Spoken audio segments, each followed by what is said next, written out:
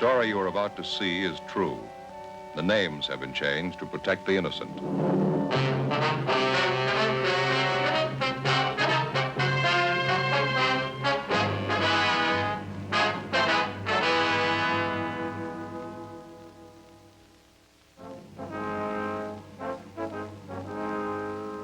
It was Tuesday, August 22nd. We were working the day watch out of burglary division. My partner's Frank Smith. The boss is Captain Wisdom.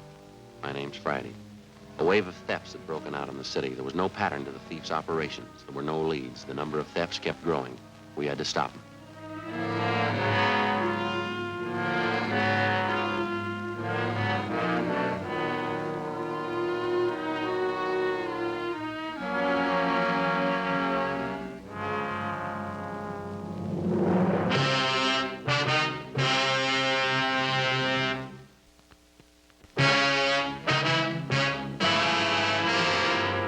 Sorry to have kept you boys waiting, but I had to sign these papers. Quite all right, sir.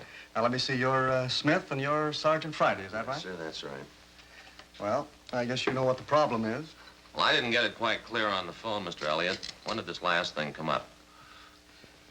Well, the way we have it figured out, it must have happened around closing time yesterday, between 5 and 5:30, we figure. The store was crowded at that time, was it? Yes, pretty busy. We had a special pre-winter showing in the fur department. No one noticed it was gone till after we closed up. Can you give us a description of the piece of merchandise, Mr. Elliott?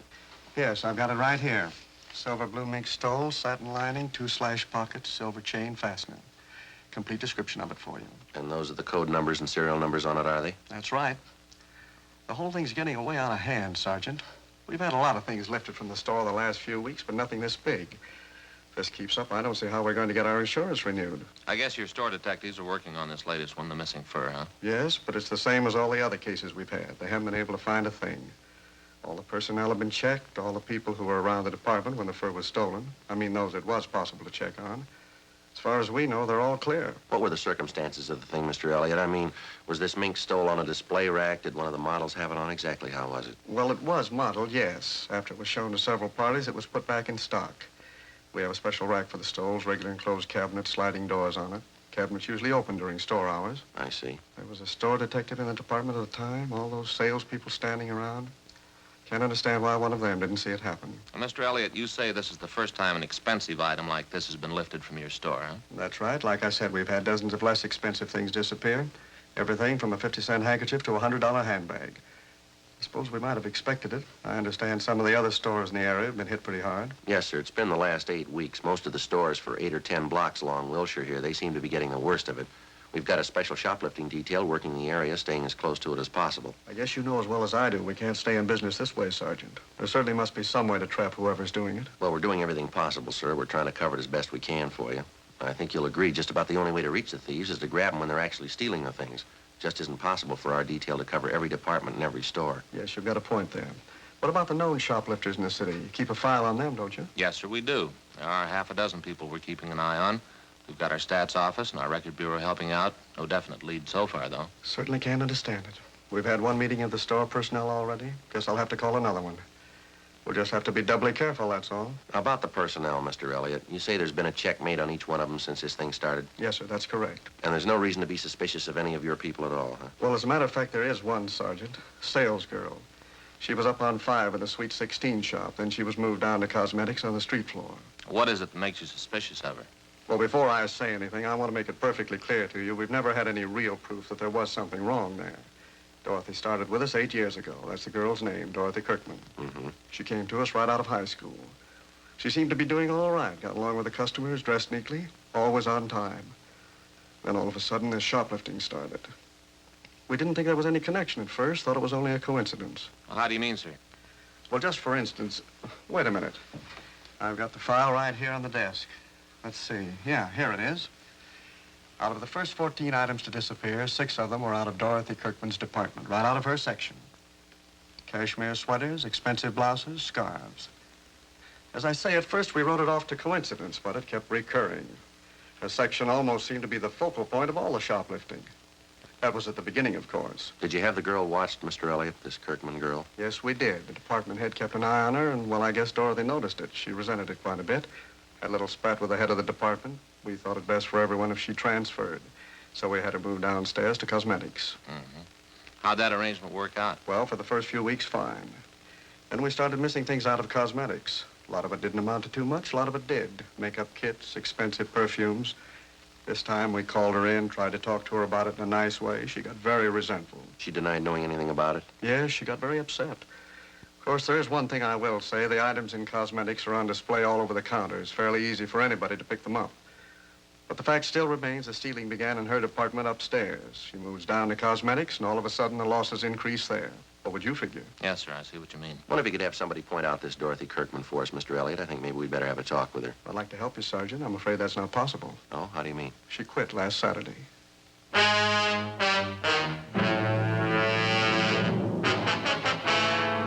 We got all the information available on Dorothy Kirkman from the store's personnel files, and then we called the office and gave them a description of the stolen fur. We asked them to check the Kirkman girl through R&I. We contacted the shoplifting detail out of forgery division and filled them in on the developments. She had no previous criminal record. Before we left the store, we went to the fur department, talked to all the salespeople concerned, but we were unable to come up with anything new regarding the theft of the silver blue mink stole.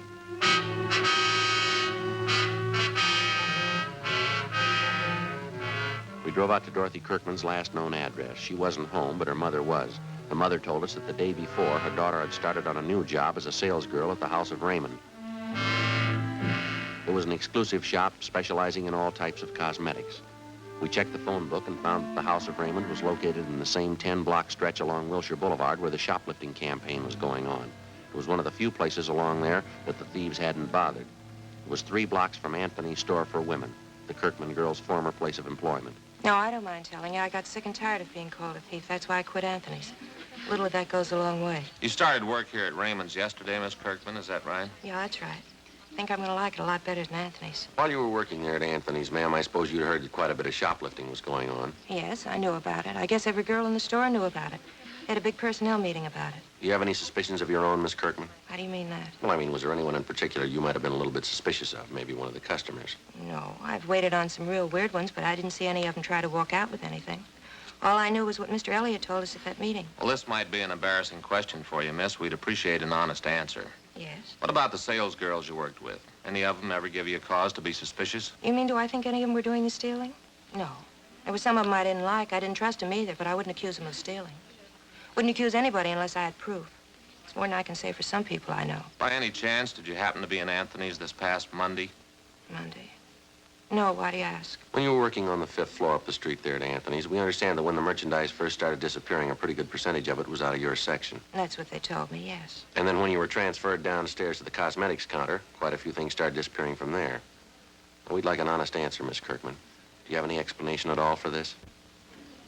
Well, I'll tell you the same thing I told them at the store, Sergeant.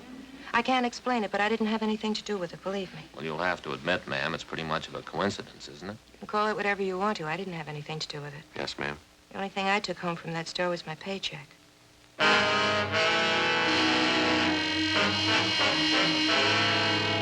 4:38 p.m. We finished questioning the suspect, Dorothy Kirkman, and Frank and I went back to the office and made arrangements to have the girl kept under temporary surveillance. A bulletin had been gotten out on the missing fur stole. The pawn shop detail had been notified, and a description of the fur had been placed on the stolen property list. The following day, along with officers Paul LePage, John Wood, and policewoman Gladys Young, we continued our investigation of the latest shoplifting complaints. It went slow, a lot of legwork and no progress. Like the dozens of other items of merchandise which had vanished in the last 8 weeks, there wasn't a trace of the missing fur stole. More men were added to the special detail on duty in the 10-block area where the stealing was going on. Anyone in the city who'd ever served time for shoplifting was checked and rechecked. Constant surveillance was maintained over a half a dozen known thieves who we figured might be involved. It got us nothing. Wednesday, August 23rd, 5:30 p.m. No leads, no progress. We went back to the office.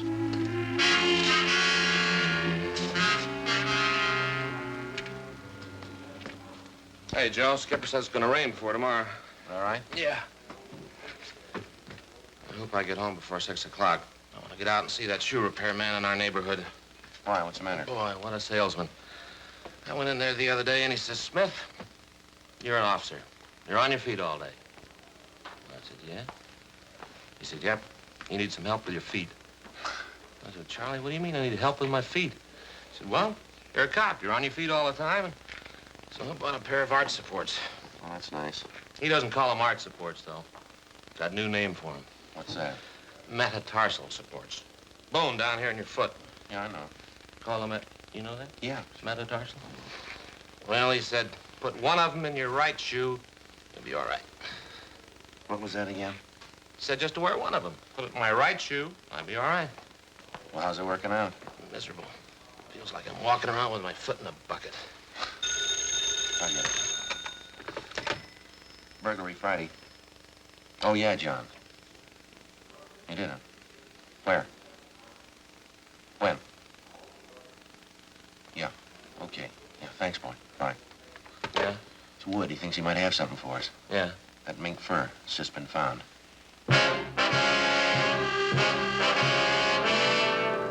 2 hours before, at approximately 3:30 p.m. in the main depot of the Santa Fe bus lines, a 38-year-old housewife, a Mrs. Harriet Briggs, noticed an unclaimed parcel lying on one of the benches in the depot waiting room.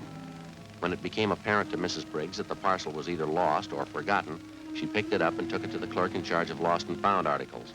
In checking the package for some kind of identification, they discovered the silver blue mink stole inside. A car was dispatched to pick up the fur, and it was identified as the garment taken from Anthony's fur salon. Mrs. Briggs volunteered to come along to the office to give what information she could. Bus depot officials were instructed to notify us in case anyone called for the package. 5:50 p.m. We interviewed Mrs. Briggs in the squad room. That's right, officer. It was just a little before 3:30. I was in the bus depot there waiting for my husband. That's when I first noticed this package lying on the bench just across from me. I see. Would you go on, please, Mrs. Briggs? I didn't think anything of it at first, and I went on reading the afternoon paper. But no one came for the package. It was just lying there. It was there a long time. How long would you say, ma'am? I mean, before you picked it up and took it to the lost and found clerk? Oh, I'd say 20 minutes, half an hour, that much at least. I left it with the young man at the counter there, and I told him I'd be back to see if anyone claimed it. Well, when I did get back, that's after I'd had dinner with my husband, Carl, we found out what was in the package. It's certainly strange. Don't you think, officer? Yes, ma'am. Did you happen to notice who it was that left the package there? Well, I'm not really sure, officer, but I think I know who it was. A short woman. She had a brown jacket, if I remember rightly. I think you'd say she was in her late 20s or early 30s. Have you ever seen this woman before, Mrs. Briggs? No, I never did. Very attractive. As I recall, she wore glasses. Anything else about her you might have noticed? Let me think. Oh, she had dark hair. Remember that much. Real pretty hair. And you're sure that this woman you describe is the one who left the package there? Well, if I remember rightly, she was the only one that sat across from me. Guess it must be her. If it wasn't her, I don't know who else it could have been. All right, Miss Briggs, thank you very much. We appreciate it. That beautiful fur. I know that woman must be just sick about losing it. I certainly hope you find her, officer. Yes, ma'am. So do we.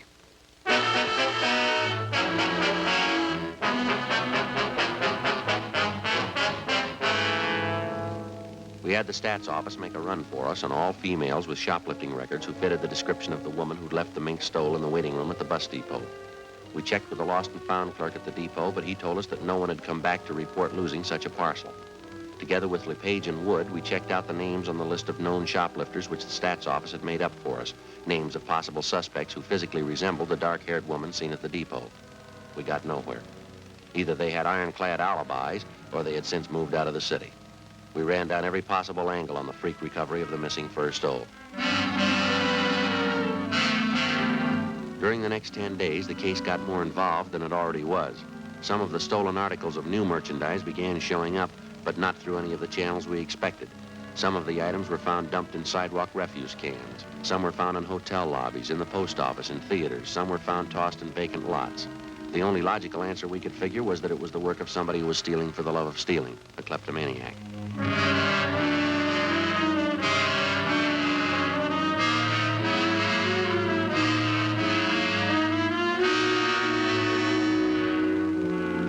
Tuesday, September 4th. A 15-year-old girl in one of the exclusive residential neighborhoods reported finding 2 parcels containing women's clothing and expensive costume jewelry.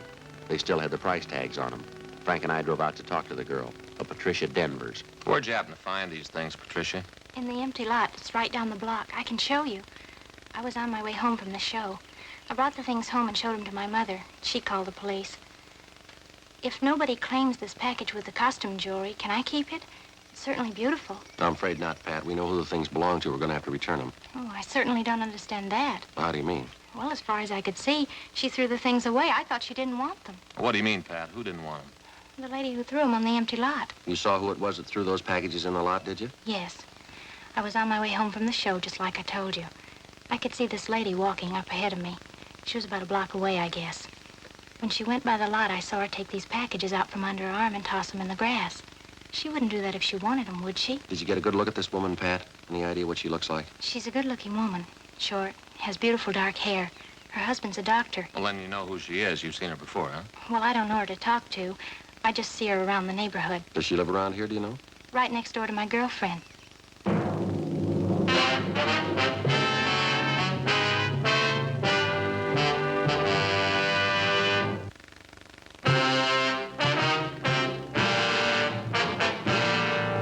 Tuesday, September 4th, 5:15 p.m.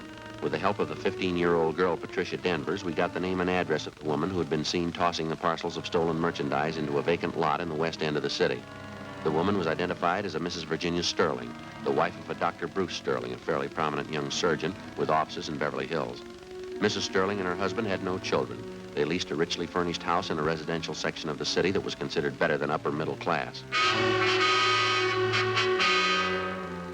We checked Virginia Sterling through R&I, but she had no previous criminal record. The next day, with officers LePage and Wood, we covered the various stores along Wilshire Boulevard that had been victimized in the recent shoplifting campaign. We found that Mrs. Sterling had charge accounts at almost every one of the stores. Generally speaking, we found her accounts in very good standing, and among the store people, she was regarded as what is referred to as a fine customer, a good spender, a good credit risk. Right down to the Retail Credit Association, there was nothing but favorable reports on the woman. 7:15 p.m. We drove out to the house of Dr. Sterling and his wife. Mrs. Sterling answered the door and invited us in. Thank you.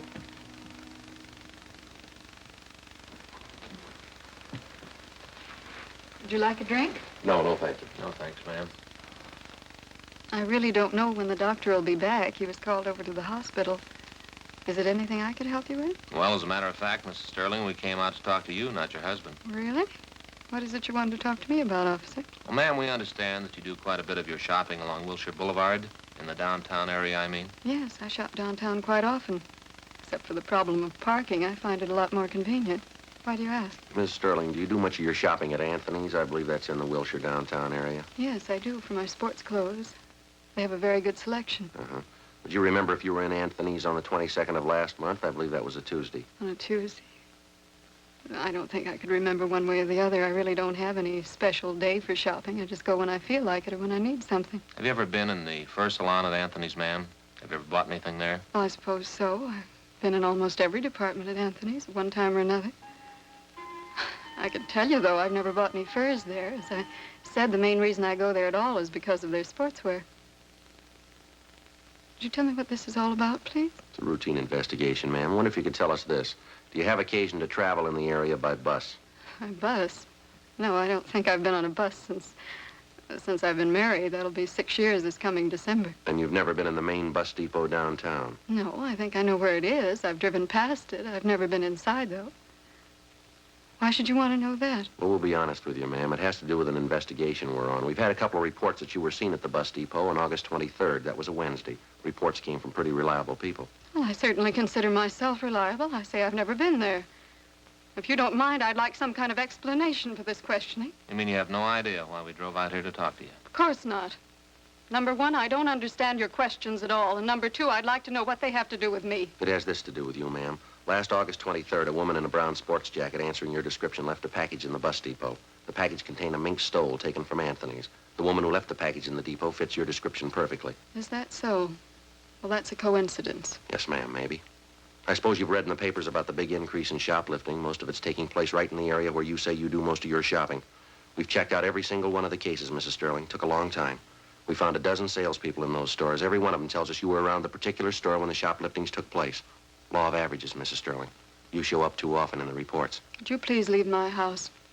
Both of you, please. I'm sorry, Mrs. Sterling. I'm afraid you'll have to come along with us. What do you mean by that? Don't you know you can get in trouble making false accusations? I'm going to call my husband right now. Yes, ma'am. If you like, go right ahead.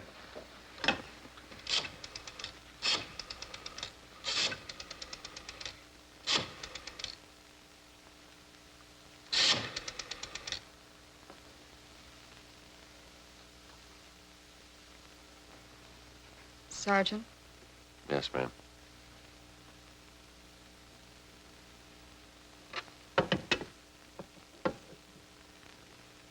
We've got your story, ma'am. Right up to this afternoon. You went shopping today. You stole things as usual. When you tried to get rid of them, you were seen. Right in this neighborhood. The vacant lot down at the next corner, you threw the stuff away there. Somebody saw you. They didn't know it was me. Yes, ma'am. They knew it was you.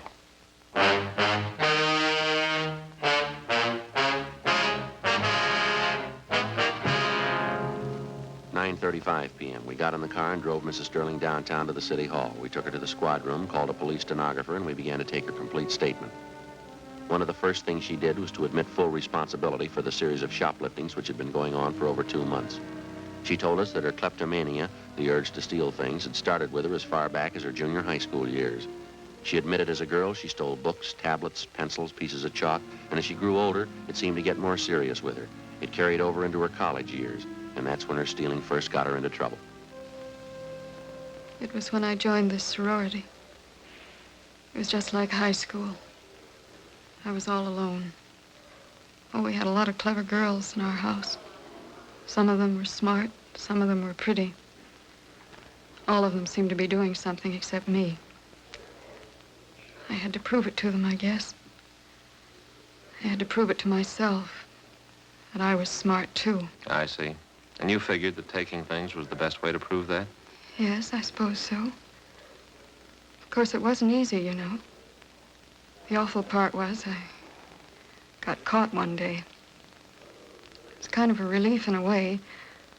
I mean, how could they know I was just as smart as they were if they didn't find out what I was doing? Did you stay on at college after that, Mrs. Sterling? No. I couldn't after that. They voted me out of the sorority, and there wasn't anything to do but leave. So I left. What happened after that? I went to New York and stayed with an aunt I have there. I got a job. I had several jobs. Same thing came up again. I lost 2 of the jobs.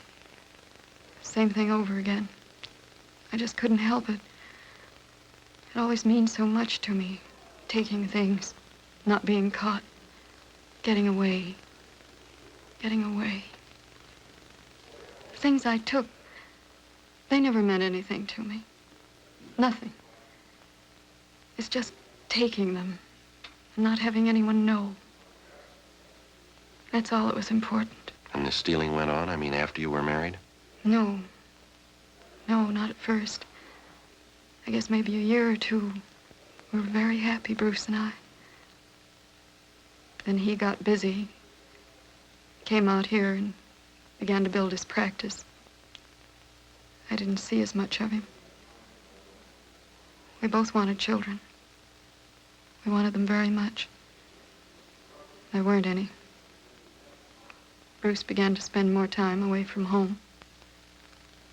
It's just like before. The same thing. I wasn't important. I was all alone again. There wasn't anybody. You know what I mean, don't you, Sergeant? Yes, ma'am. There ought to be an answer someplace. There isn't anything worse than being alone. There has to be an answer someplace. There is, but you won't find it in jail.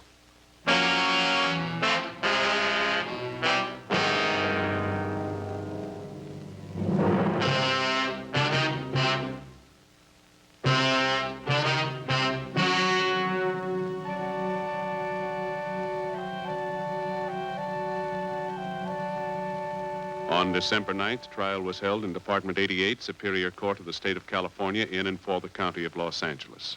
In a moment, the results of that trial.